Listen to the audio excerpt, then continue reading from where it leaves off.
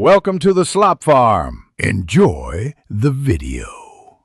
You start by making sure your system and game are ready, update GPU drivers, and decide whether to use the engine's post-process or an external injector like Reshade. Once done, back up the game config files so you can revert. Next, install or enable the tool and load the motion blur shader preset. You should set initial motion blur strength conservatively. Aim for a shutter scale around 0.5 to 1.5, and confirm your display and render ratio, typically 16:9, before proceeding. Now focus on the core parameters that control how blur looks and performs. Increase shutter angle or scale to lengthen streaks. Reduce it if details get smeared. Then raise sample count or quality in small steps.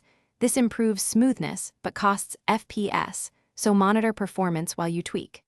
Switch the blur source to velocity-based for moving objects and enable camera/rotational blur for camera pans. Make incremental changes and test in short gameplay loops to see real-world effects and maintain responsive input feel. Finish by committing settings and validating them in a full play session. Look for consistent motion smoothness and confirm no excessive latency.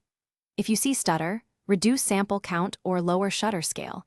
Judder often indicates frame pacing issues rather than blur. If ghosting or aliasing shows up, enable temporal anti-aliasing or lower blur intensity, and verify shader execution order in your injector. Finally, if persistent visual glitches occur, revert to your backup configs or disable the injector to isolate the cause. This single troubleshooting step resolves most problems. Thanks for watching.